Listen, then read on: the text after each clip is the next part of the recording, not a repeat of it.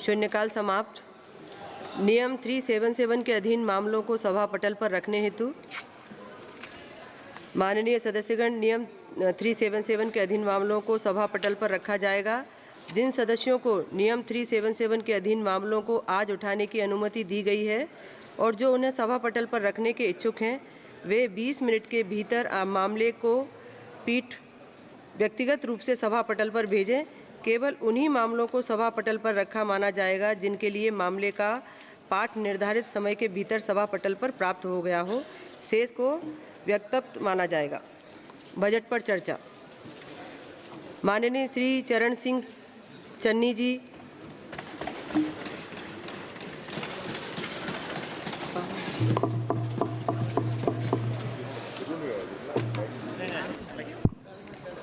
Mic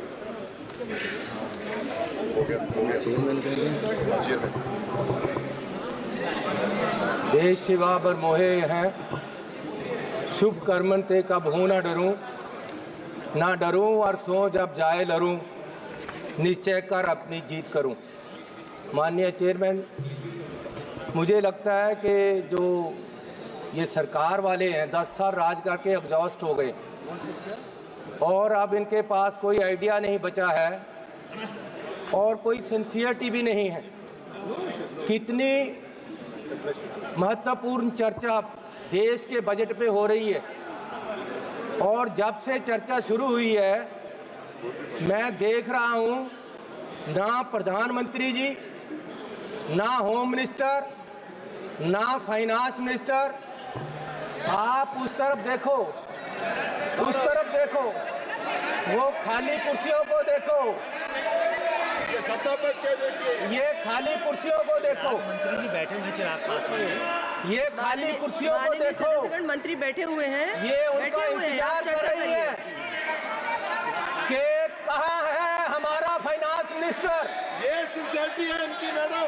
माननीय मंत्री जी बैठे हुए हैं, आप लोग थोड़ा सा शांति बना के रखिए। माननीय सदस्य बोल रहे हैं। 10% आदमी नहीं है वहाँ में। कहाँ है इनके मेंबर, कहाँ है प्राइम मिनिस्टर, कहाँ है होम मिनिस्टर, माननीय कहाँ सदस्य बजट पर हमारे चर्चा करिए। वित्त मंत्री जिन्होंने बजट पेश किया और उनको हमने बताना है कि बजट में क्या नहीं दिया आपने और क्या दिया। ये सिंसियरिटी है। देश पूछ रहा है, हमारे सब लोग पूछ रहे हैं कि आपकी सरकार की सिंसियरिटी क्या है। स्पीकर साहब, माननीय चेयरमैन जी, मैं जब जीत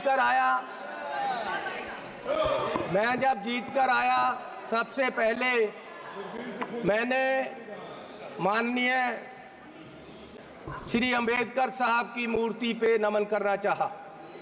मैं वहाँ गया तो वहाँ मूर्ति नहीं है, वहाँ से उठाकर पीछे कर दी गई कहीं।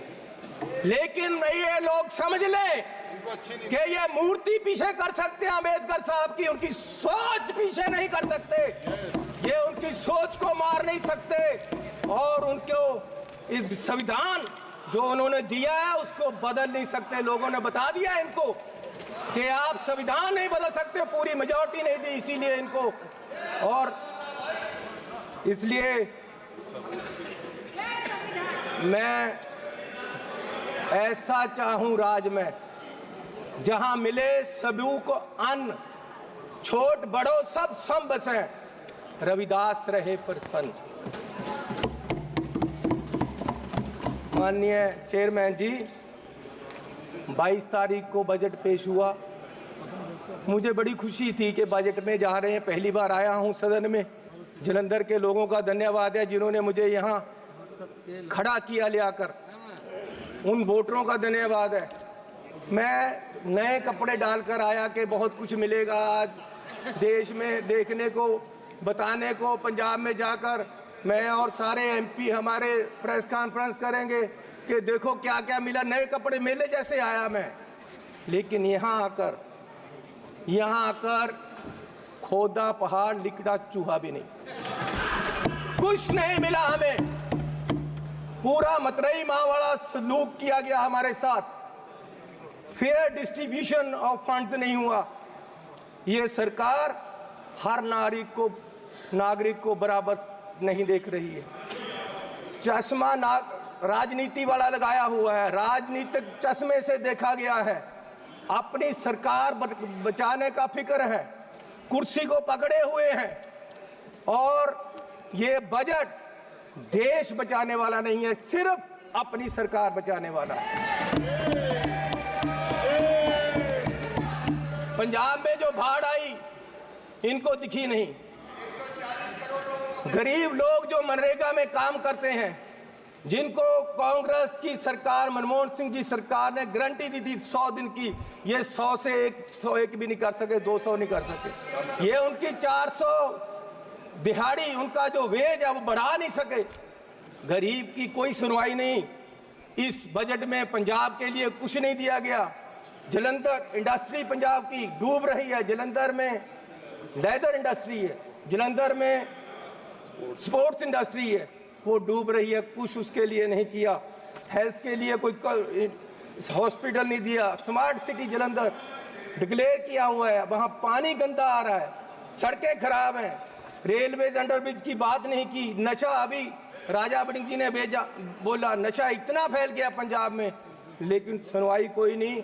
आदमपुर एयरपोर्ट का इन्होंने कहा था नाम, माननीय प्रधानमंत्री जी ने कहा था कि उसका नाम गुरु रविदास जी के नाम से रखेंगे, लेकिन आज तक नहीं। मैं वो भी मांग करता हूँ। बहुत शोर सुनते थे पहलू में दिल का, जब चीरा तो एक कतराए खून ना निकला। माननीय चेयरमैन जी, 24-25 के जो बजट में एस्टीमेट दिए गए हैं, उसमें 32 लाख करोड़ रुपए की आमदन दिखाई गई है और 48 लाख करोड़ रुपए का खर्चा दिखाया गया है। 16 लाख करोड़ का घाटा है आमदन और खर्च में। जिस घर का 16 लाख करोड़ का घाटा होगा एक साल में, उसकी बर्बादी तय है, और ये बीजेपी वाले तय कर रहे हैं। और मैं 14 लाख करोड़ इस साल कर्जा लेने की बात की गई है, 14 लाख करोड़। अगर ऐसे हर साल कर्जा लेंगे, देश कहाँ जाएगा? आज देश में फाइनेंशियल इमरजेंसी वाले हालात पैदा हो रहे हैं, और बीजेपी ये हालात पैदा करने के लिए जिम्मेवार है। और ये कहते हैं कि जी हर रोज इमरजेंसी की बात करते हैं कि इमरजेंसी, लेकिन जो देश में आज अनडिक्लेयर्ड इमरजेंसी है उसका क्या है? इमरजेंसी ये भी है कि एक मशहूर नौजवान जो एक मशहूर सिंगर था, उसको गोलियों मार के मार दिया गया। आज तक सिद्धू मूसेवाला, उसके परिवार को इंसाफ नहीं मिला, वो दर दर भटक रहे हैं। ये भी इमरजेंसी है। इमरजेंसी ये भी है कि 20 लाख लोगों द्वारा पंजाब में मेंबर पार्लियामेंट चुना गया, और वो एनएस से लगाकर अंदर रखा हुआ है। फ्रीडम ऑफ स्पीच, उसकी कंस्टिट्यूएंसी के लोगों की बात यहां नहीं रख पा रहे। ये भी इमरजेंसी है। इमरजेंसी ये भी है कि विपक्ष के व्यक्तियों को केंद्रीय एजेंसियां कार्रवाई करने के लिए छोड़ दी जाती हैं, उनको अंदर रखा जाता है। ये भी इमरजेंसी है। इमरजेंसी ये भी है कि हजारों किसान, उनको खालिस्तानी कहा जाता है जब वो अपनी मांग रखते हैं। अरे पंजाब कोई देश की धरती नहीं है, पंजाब हमारे देश की धरती है। हरियाणा में नेशनल हाईवे को पक्का जाम कर दिया है और किसान यहाँ तक नहीं आ पा रहे, उनको मिला नहीं जा रहा। ये भी इमरजेंसी है। इमरजेंसी ये भी है।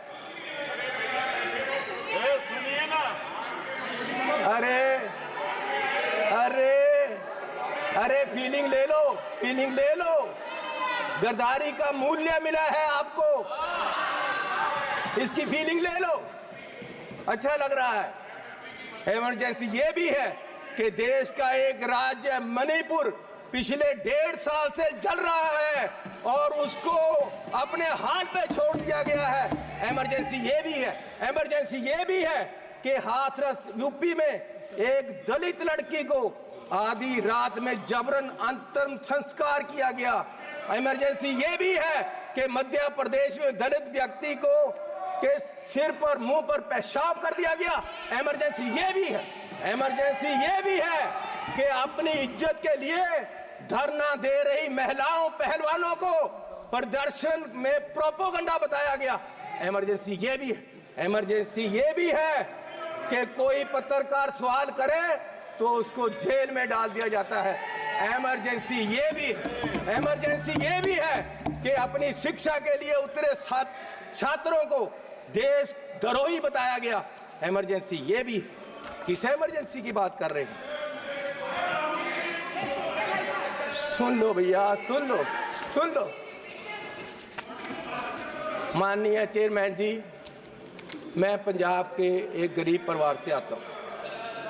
मैं जब पैदा हुआ तो मेरी पढ़ाई सारी सरकार ने की। आज तक मैं यहाँ खड़ा हूँ तो ये कांग्रेस सरकार की रिजर्वेशन पॉलिसी और अंबेडकर साहब का दिया हुआ संविधान और जो हमें स्कॉलरशिप मिलता रहा, कांग्रेस पार्टी ने गरीबों को, बच्चों को जो स्कॉलरशिप दिया, उससे पढ़कर मैंने पीएचडी तक की पढ़ाई की है और ये देन कांग्रेस पार्टी की है। और जब बीजेपी सरकार 2014 में आई, सबसे पहले इन्होंने जो सबसे बुरा काम किया वो किया, स्कॉलरशिप में जो केंद्र का 90% हिस्सा था उसको 60-40 की रेशो पे ले आए और दलितों के पेट पे लात मारी सरकार ने। और आज भी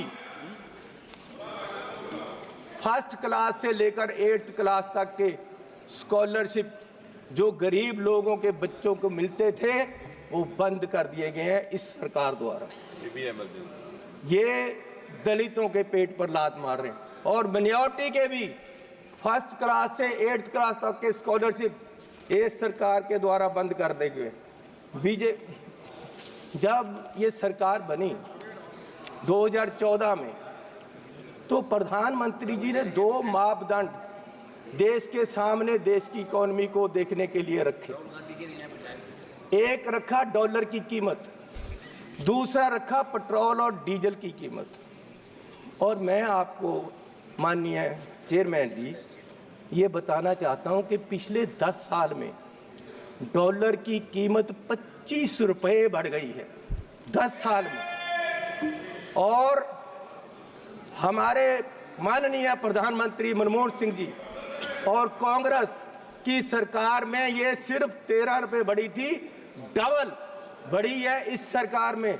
और मोदी जी उस समय बोले थे 14 में जब सरकार बनी नहीं थी, डॉलर की कीमत ज़्यादा होने से जो रुपया गिरा उसके बारे में मोदी जी ने उस समय बोला था क्या कारण है कि देश का रुपया पतला होता जा रहा है, ये जवाब देना होगा आपको। देश जवाब मांग रहा है, समझ नहीं आ रहा प्रधानमंत्री जी गिर रहे हैं या रुपया गिर रहा है। कभी कभी तो लगता है कि रुपए की और सरकार के बीच कंपटीशन चल रहा है कि सरकार ज्यादा गिर रही है या रुपया ज्यादा गिर रहा है। और मोदी जी ने कहा था जिस देश का रुपया कमजोर होता है उस देश की सरकार कमजोर होती है, उस देश का प्रधानमंत्री कमजोर होता है।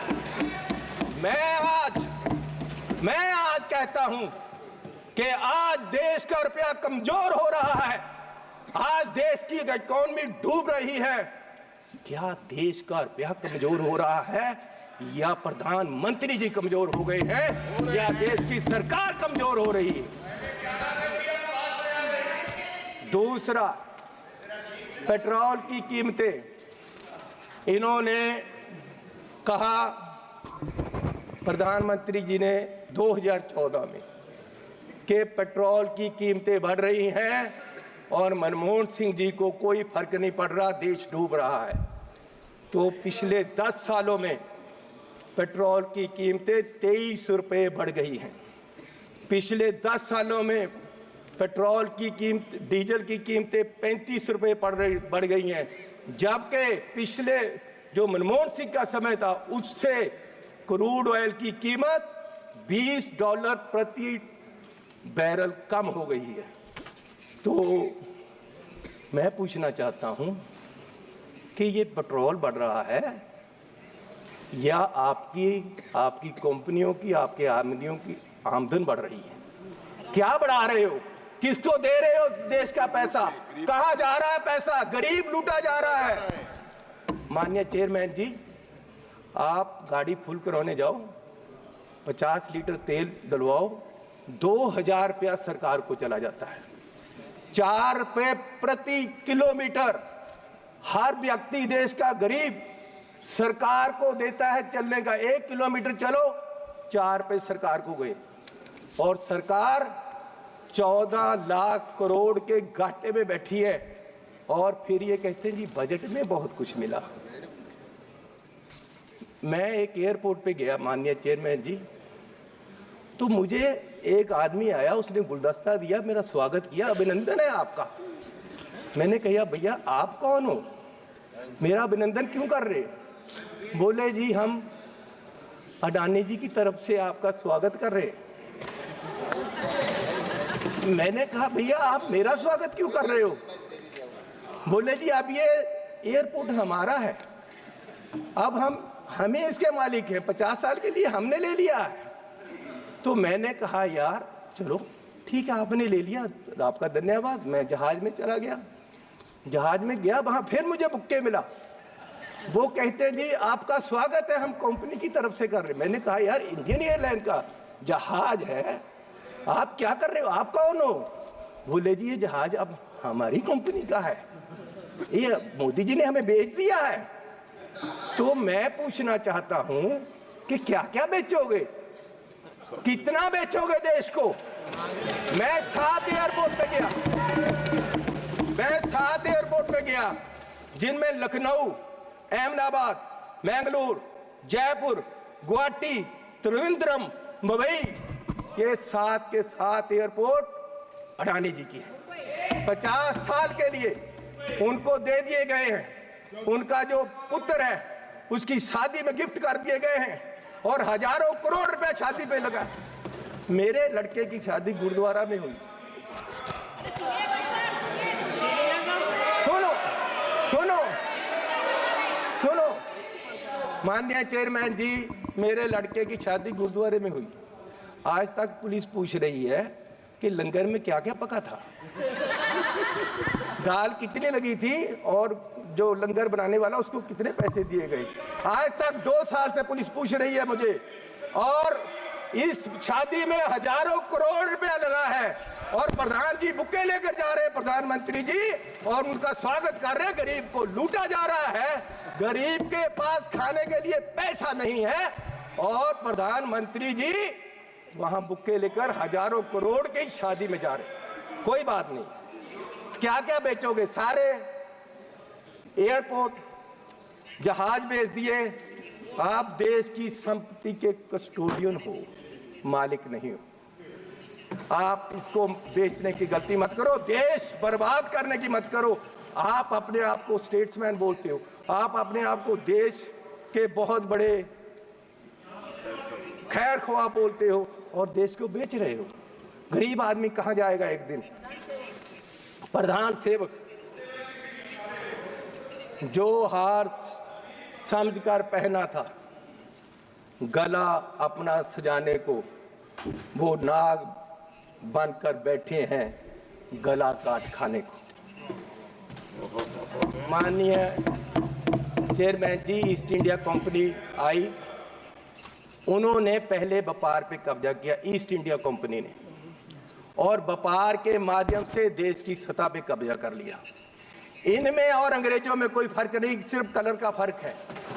ये भी पहले सतह पे काबज हुए, और फिर सतह के माध्यम से आज ये देश की राजनीति के माध्यम से पूरे देश के व्यापार पे अपने आदमियों का कब्जा करा रहे हैं। सदस्य कंप्लीट और करें।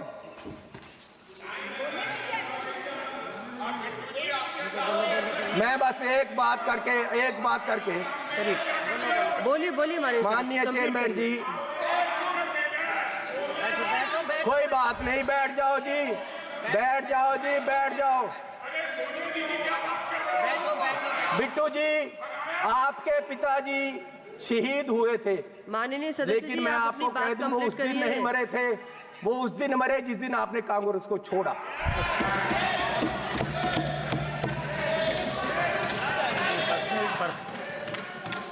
आज देश माननीय सदस्य- राहुल गांधी जी की माननीय तरफ देख सदस्य रहा से है। मैं आग्रह कर रही हूँ, माननीय पर्सनल चेयरमैन टिप्पणी न जी, करें। आप वो मुझे तंग कर रहे हैं जी, उनको बोलो बैठे।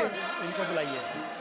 वो पंजाब से आए थे, इसका मतलब ये नहीं कि मुझे तंग करते रहे। माननीय सदस्य सुनील तटकरे माननीय जी, चेयरमैन जी, मैं आपसे निवेदन करना चाहता हूँ कि इन्होंने आप मेरा नाम लिया। मेरे दादाजी सरदार बेअंत सिंह जी, उन्होंने कुर्बानी देश के लिए दी, कांग्रेस के लिए नहीं दी, देश के लिए दी। और ये इस चन्नी की बैठो। ये अपनी जायदाद पूछे इनको, ये आप गरीबी की बात कर रहे हैं। अगर सारे पंजाब से सबसे अमीर आदमी ये ना हो और सबसे करप्ट ना हो, मैं अपना नाम बदल दूंगा। हजारों करोड़ का मालिक ये चरणजीत चन्नी है। और ये गोरा किसको कह रहे मैं हैं? माननीय सदस्य से सोनिया आग्रह गांधी कर जी, रही हूँ, वो व्यक्तिगत कहाँ के हैं कोई ये भी पहले विषय यहाँ न बताएं। रखें। भाई सोनिया गांधी जी कहाँ के हैं? ये सबसे मीटू में, ये सारे केसों में ये सबसे करप्ट है।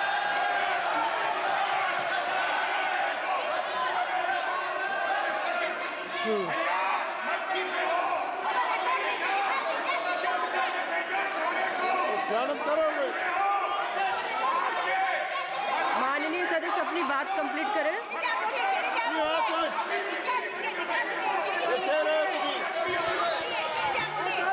मैं बोलूंगा। माननीय चेयरमैन जी, आपका धन्यवाद। माननीय चेयरमैन जी, बैठो राजा। अरे बोलूंगा, उसको बिठाओ, अपने आदमी बिठाओ। माननीय चेयरमैन जी, मैं लास्ट बात करके बैठ जाना है, और मैं सिर्फ ये बात करना चाहता हूं कि आज, अरे सुनो भैया,